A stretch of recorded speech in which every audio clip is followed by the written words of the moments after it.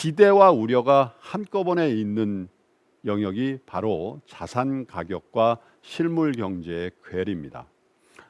작년에요, 전 세계가 어쩌면 대공황 이후에 2차 대전 이후에 가장 어려운 경제 상황을 맞닥뜨리면서도 정말 이해할 수 없는 상황이 있었죠. 뭡니까?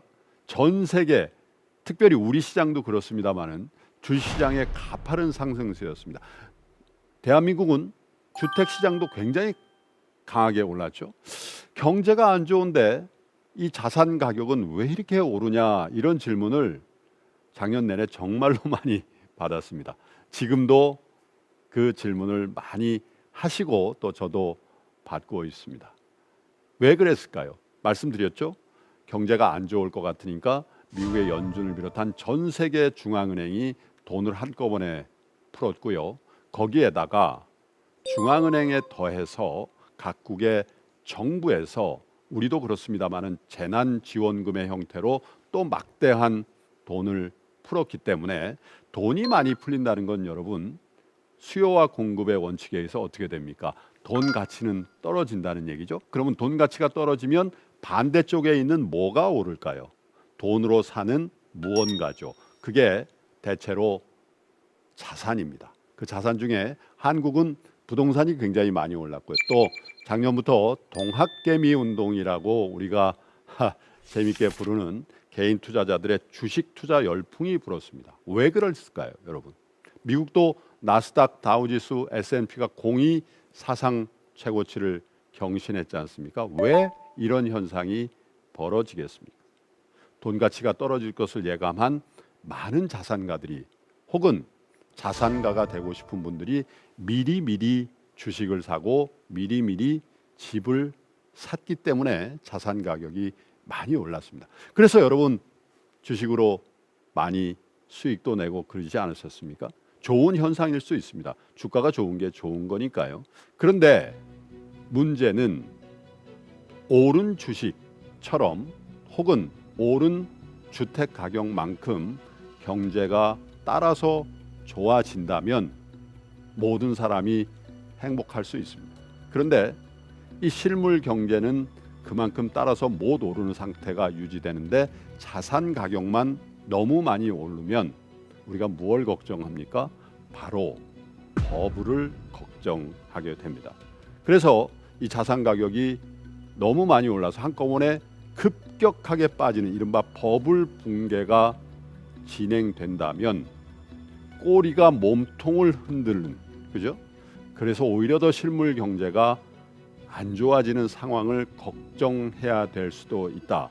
그래서 주식 투자를 하시거나 또 아파트를 비롯한 거주용 부동산을 사실 때 과연 이게 적정한 가격인지에 대해서 올해 내내 고민을 좀 하셔야 될 것 같습니다.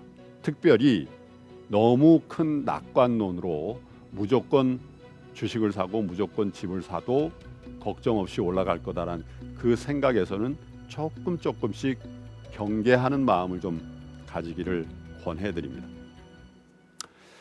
자, 그 다음 또 한 가지, 전 세계 2021년 경제, 그리고 특별히 우리 경제를 전망하면서 우리가 한 가지 또 염두에 둬야 될 게 바로 부의 양극화입니다. 자산 가격의 상승을 제가 말씀드렸습니다마는 이 부의 양극화는 자산의 가격의 상승과 더불어서 급격히 진행이 됩니다.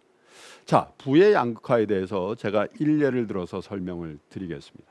2008년도 미국의 금융위기 이후에 2009년도부터 미국의 중앙은행이죠, 연준에서 막대한 유동성을 풀었습니다. 미국에서 돈을 풀었지만 미국의 달러는 기축통화이기 때문에 전 세계를 돌아다니면서 투자도 하고 활동을 하게 되죠. 우리도 외국인 투자자들이 굉장히 중요한 주시장의 투자 주체가 되어 있지 않습니까? 또 미국이 돈을 풀면 거기에 대응해서 각국 중앙은행들도 같이 돈을 푸는 영향도 있습니다. 자, 돈을 풀었습니다. 돈을 풀면 어떻게 되나요? 시중에 돈이 풍부해지니까 금리가 낮아지죠. 그러면 누가 유리해질까요? 부채가 있는, 빚이 있는 사람이 이자 부담이 그만큼 경감되니까 유리하다고들 생각하시기가 쉽습니다. 그런데 물론 부채에 대한 부담이 조금 줄어드는 건 사실인데요. 제가 말씀드린 것처럼 돈이 많이 풀린다는 건 자산의 가격이 오른다라는 뜻이기 때문에 자산을 취득할 수 있는 경제적 여유가 있는 자산가들, 재산이 있는 분들이 훨씬 더 부자가 될 가능성이 많고요. 참 어떻게 보면 이게 우리 사회나 전 세계적으로 이제 문제가 되고 있습니다만은 자산이 많은 분들이 경제적인 지식도 교육도 많이 받아서 이 자산을 증식할 수 있는 준비가 더 돼 있는 분들이 확률적으로 많지 않겠습니까? 그래서 결국 이 돈이 많이 풀린 기간, 유동성이 확대되는 그 기간을 통틀어서 우리가 보니까 부자가 훨씬 더 부자가 되고 비교했을 때 가난한 사람들은 훨씬 더 가난해졌다라는 걸 여러 가지 통계 숫자에서 저희가 증명할 수 있습니다. 예를 들면 2009년 이후에 어떤 집에서는 대출을 받아서 주요 지역에 아파트를 사고 또 아파트 가격이 오르니까 이 담보 가치가 올라가지 않겠습니까? 거기서 또 대출을 받아서 미국의 테슬라를 비롯한 뭐 애플, 아마존, 넷플릭스 이런 우량주들 선도했던 팡 기업으로 분류됐던 그런 회사의 주식을 또 많이 샀던 가정이 있다고 하시죠.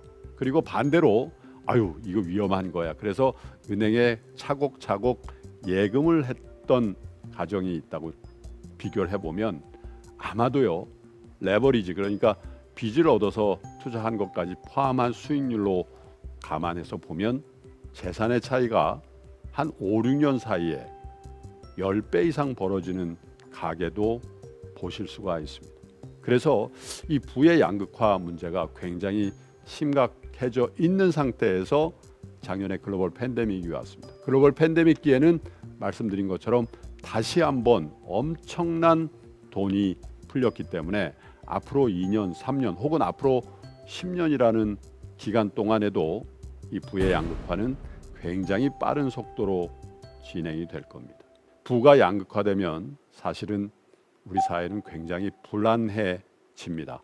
부로 향해 가는 그 열차에 못한 분들이 갖는 소외감 이런 것들이 사회의 불만으로 표출이 될 수도 있고요. 또 경제적으로도 그런 분들을 부담해야 되는 그런 상황으로 그게 이제 납세, 세금으로 이제 우리가 챙겨야 되는 그런 상황으로 갈 수도 있기 때문에 올 한 해 이 부의 양극화 문제를 어떻게 조금씩이라도 완화시켜 나가야 될지 이 부분이 우리 경제에 또 숙제로 대두될 가능성이 많습니다.